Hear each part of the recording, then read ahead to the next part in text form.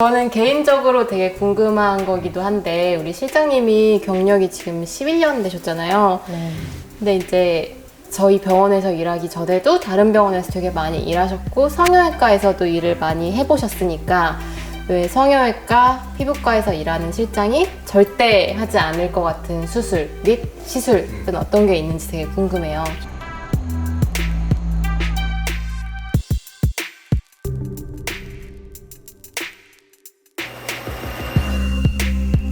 안녕하세요. 안녕하세요. 닥터 원리입니다. 오늘은 원리 부인하고 저희 실장, 우리 수술방 간호사, 그러니까 그를 데리고 나왔어요. 그래서 의사가 보는 관점하고 또 실장이 보는 관점, 또 수술방에서 간호사로 일하면서 보는 관점이 조금 다를 수도 있다고 생각하는데 아마 비슷할 거예요. 평소에 저희가 이제 의견이 많이 비슷한 편이라서 요새 사실 시술이 되게 광범위하게 많이 이루어지는데 사실 예전에는 한 15년 전, 20년 전만 해도 수술밖에 없었어요. 맞아요. 그리고 나서 이제 보톡스라는 물질이 나오고 필러라는 물질이 나오면서 그리고 또 실까지 나오면서 뿌띠 성형이라는 수술 말고 시술로서도 간단하게 해결할 수 있는 시대가 온 거죠. 그래서 시술을 통해서 충분히 해결이 가능하기 때문에 굳이 수술까지 안 해도 되는 것들이라든지 아니면 이런 거는 시술이 차라리 더 낫다라는 거, 구직할 필요 없다. 이런 시술에 대해서 좀 얘기를 해보면 좋을 것 같아요. 지금 베스트 3를 한번 뽑아볼까요? 뭐가 있을까요? 얼굴에 살이 없는 분들 같은 경우에 이제 대부분 지방이나 이런 게 없으니까 지방 이식을 생각하시는 분들이 많아요. 근데 사실 예전에는 10년 전만 하더라도 그때는 지방 이식이 정말 성행하던 때였고 필러가 별로 없었기 때문에 그때는 지방 이식을 정말 많이 했어요. 근데 확실히 이제 5년, 10년 지나고 나니까 이게 그때 넣었던 지방들이 다 처지는 거예요. 그래서 오히려 다시 내려오니까 이거를 돈 내고 넣은 내 지방을 다시 돈 내고 다시 올려야 되는 상황이 생기는 거죠. 그래서 지방 이식은 진짜 지금도 많이들 하시는 분 많은데 정말 너무 비추해요. 필러는 예전에 처음 나왔을 때 필러가 너무 고가였고 맞아요. 지방 이식이 좀 저렴해서 저렴했죠. 그때가 뭐 10년 전? 그 처음 시기에 처음에 한 3년, 4년은 지방이식이 훨씬 많았어요. 근데 이제 4년, 5년 지나면서 점점 지방이식이 줄어드는데 그 이유가 필러가 점점 싸지고 좋은 필러들이 계속 나오고 맞아.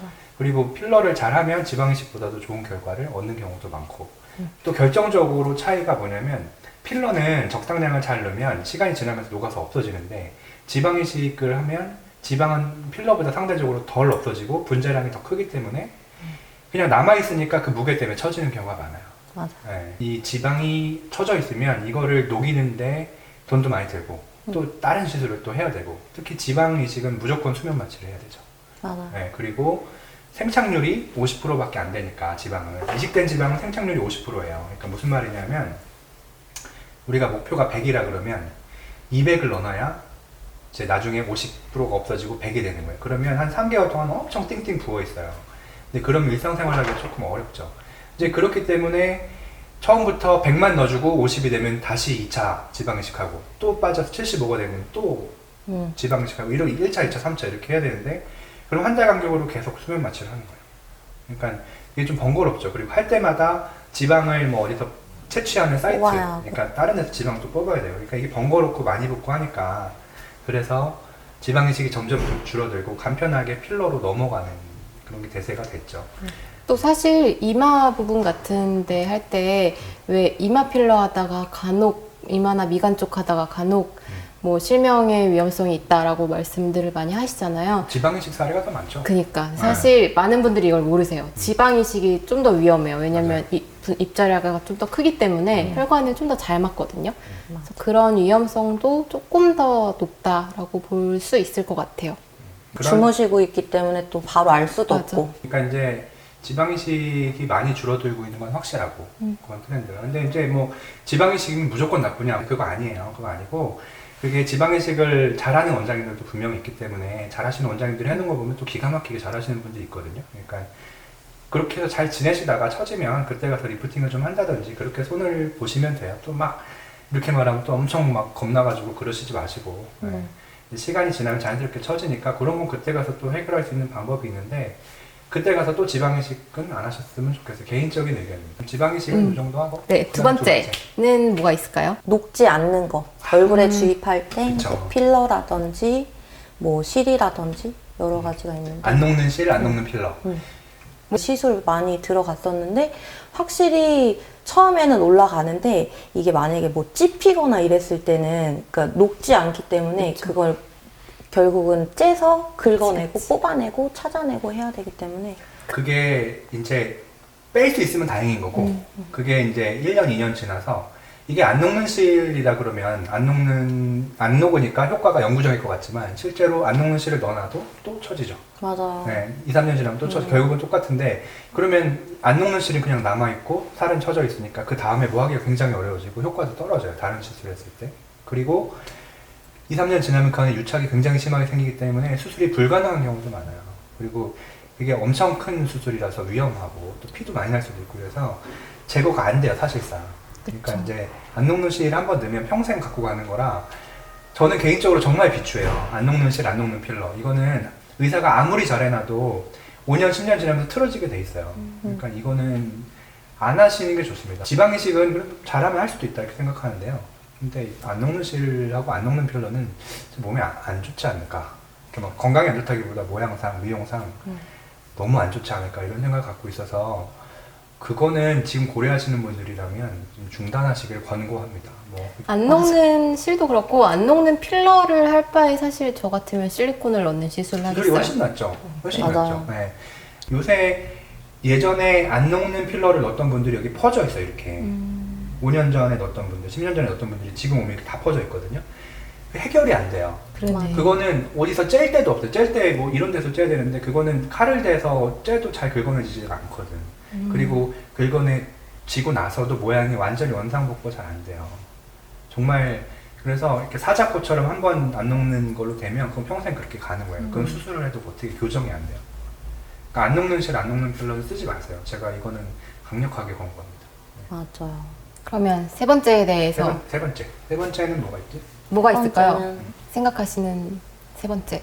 입꼬리 성형, 입꼬리 수술. 여기? 보조개랑 이쪽 입 근처 관련된 이제 그거는 별로 보조개, 저- 입꼬리, 여기 인중. 근데 이제 아무래도 필러나 보톡스 같은 경우에는 다시 금방 또 떨어지면 또 해야 되고 하니까 아예 이제 그런 게 싫어서 이제 수술하시는 분들이 많은데 이게 생각보다 모양이 내가 생각한 것처럼 막 그렇게 엄청 올라가지도 잘 않고 그리고 생각보다 여기 흉이 많이 남아요. 맞아. 맞아. 음. 흉은 몇 흉이 번 많이 남고 그 보조개 같은 경우도 이제 되게 티나는 보조개 이게 부자연스럽죠. 부자연스러운 가만히 있을 때 무표정한데도 보조개 이렇게 잡혀 있으니까. 예, 근데 이게 여기가 그냥 푹 들어간 것처럼 이렇게 되어 있어서 되게 자연스럽지 않고 그래서 저는 사실 필러나 보톡스는 계속 해야 되지만 그래도 차라리 그렇게 하시고 싶으시면 그냥 성형보다는 그냥 뿌띠로 하시는 게 낫지 않나. 입꼬리 일을 하면 제가 본적 이렇게 보면 이렇게 흉이 좀 남아 있어서 흉이 남아 있기 때문에 가까이서 보면 좀 징그러운 느낌. 보통 사람들이 보기에 맞아. 뭐, 그래 좀 보기 좋지 않죠. 네. 그리고 보조개 같은 경우는 잘 되면 다행인데 잘못되면 한쪽은 보조개 없고 한쪽은 웃지 않을 때도 있고 막 이래가지고 풀리면 기본적으로 보조개 수술은 좀 부자연스러울 가능성이 훨씬 높지 않나 이런 생각이 들어요. 이거는 보조개는 뭐 강력하게 반대한다 이건 아니에요. 근데 입꼬리라든지 아니면 인중을 이렇게 귀엽게 한다고 여기다가 뭐를 넣는다든지 고양이 수술. 그거는 정말 제가 아는 성형외과 형님이 여기 이거는 진짜 내가 성형외과 의사지만 이건 안 하는 게 좋지 이렇게 말하는 데가 고양이였어요. 왜요? 그것도 흉이 실제로 보면 되게 어색해요. 어색해서. 안면거상 네 안면거상. 저는 안면거상 진짜 별로 추천하지 않아요. 안면거상은 진짜 여기 다 째고 이렇게 올려 붙이는 거잖아요. 맞아요. 네. 이만큼 잘라내고 올려 붙이는 건데 그게 이제 눈썹 거상술처럼 쉽게 생각하는 분들이 많은데 여기는 정말 하더라도 정말 늦게 하시는 게 좋을 것 같아요. 그러니까 한 번에 효과를 보고 싶은 분들이 확실히 안면 거상을 하시는데 피부가 너무 얇아져요. 그거 하면 땡겨놓으니까. 그러니까 잘라서 당기잖아요. 그러니까 확실히 효과는 진짜 너무 좋은데 이제 늘리는 거니까 이게 피부가 엄청 얇아지다 보니까 진짜 이제 하고 나서 이제 잔주름 이런 거 너무 생기고 그것도 그렇고 탄력도 계속 떨어지고 피부가 아무래도 약해지니까 기미나 이런 것도 잘 생기시더라고요. 거상하시는 분들 보면은. 잘하는 병원에서 잘 받아야 되는 시술이에요. 맞아요. 수술이에요. 그리고 맞아. 전신 그런 것 마취, 같아. 전신 마취를 해야 되고, 그다음에 여기에 이제 근육이나 신경을 잘랐을 때 영구적인 장애가 생길 수 있고. 그 수술을 네. 그 안면 거상 같은 경우는 그게 얼핏 듣기로는 성형 수술의 굉장히 끝이에요. 정말 끝판왕이라고 들었거든요. 그래서 저는 물론 굉장히 잘하시는 선생님한테 가서 잘 수술을 받으면 물론 결과도 좋을 것 같아요. 엄청 좋아요. 시술로는 네. 절대 낼 수 없는 네. 효과를 낼 한 번의 테니까. 효과는 이번에 쫙 되죠. 그거는 이제 수술 자체의 문제보다도 수술하는 사람의 실력이나 되게 뭐 되게 받는 중요해요. 사람의 컨디션 뭐 이런 게 좀 영향을 아무데서나 많이 쉽게 미칠 할 것 수술은 아니고 큰 수술이라는 인식을 갖고 있으면 좋겠어요. 그냥 이건 제 개인적인 생각으로 이건 네, 실장이. 추천하지 않는다니까. 근데 우리가 아무리 말해도 거상하고 싶어하는 사람도 하고 싶어 하거든요. 그냥 한 번에 되니까. 그러니까 하고 싶어 하시는 분들은 잘 알아보고 하시고, 그래서 네, 맞아요. 네, 좋은 시술들이 많이 있으니까 거상 시술은 정말 피치 못할 경우에 좋은 선생님한테 잘 받으시길 추천드립니다. 이렇게 오늘은 성형외과 피부과 실장님이 절대 나라면 안 받을 것 같은 시술 정리하면 첫 번째는 지방이식, 두 번째는 안 녹는 실, 안 녹는 필러, 안 녹는 실이지. 그 다음에 입꼬리 수술, 입꼬리, 보조개 수술. 보조개. 그 다음에 안면거상, 4개네요, 4개. 네, 네. 네. 네 개는 사실 수술 자체를 꺼린다기보다도 네 번째는 수술 자체가 나쁘다 이거보다 되게 섬세하고 큰 수술이니까 좋은 선생님한테 받으려면 바로 한 번에 건너뛰지 말고, 저 같은 경우는 좀 좋은 해보고. 시술들, 그러니까 실리프팅이라든지 고주파 리프팅이라든지 뭐 이런 걸 좀 해보시고 정 안 되면 그때 하시는 게 좋지 않겠나, 이게 제 생각입니다. 네. 그럼 오늘은 여기까지. 여기까지 하겠습니다. 감사합니다.